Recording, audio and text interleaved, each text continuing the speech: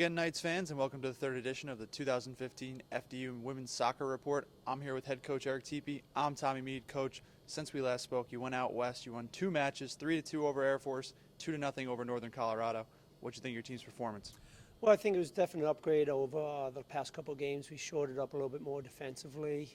I think the overall effort from the minute 1 to minute 90 was much better. So I think because of that, we created a lot more chances as the game went on, and that was something that we did a lot last year. We kept teams in games last year until we could wear them down and score late, and I think we began to show that a little bit in the Air Force game and then the Colorado game as well. Now, you had 2 players who actually garnered NEC Weekly Awards for their performances. Rachel Hoekstra was NEC Player of the Week, and Jessie Reinhardt was NEC Rookie of the Week. What stood out about their job this weekend?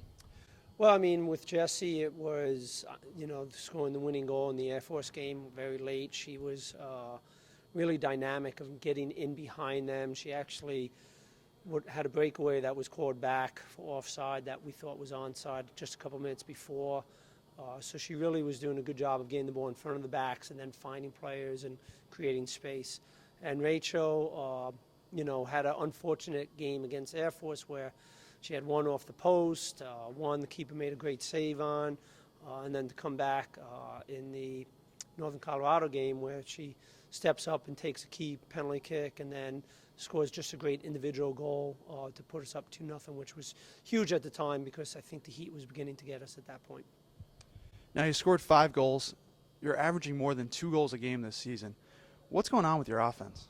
I think it's just carryover from last year. I think we were very good going forward in the past season, and even though we're playing some stronger competition, I think their mindset is still attack, attack, attack, and we're willing to take risks. And I think one person gets going, then that kind of gets somebody else to push them. And I think we're, again, getting good balanced scoring.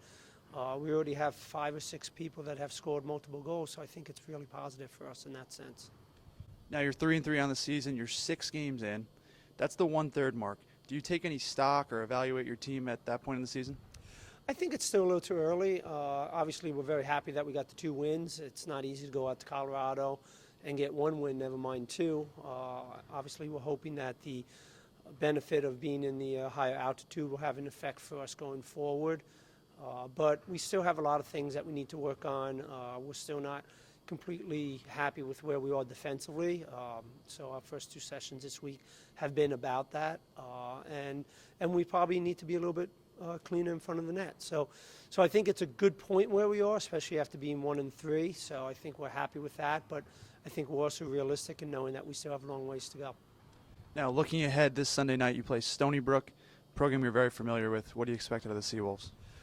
Stony Brook is always that type of team that you can't be deceived by their record. They get better as the year goes on. They found a way to win on Monday. They have another game coming up this week, and if they do well in that, I think they're going to have a lot of confidence.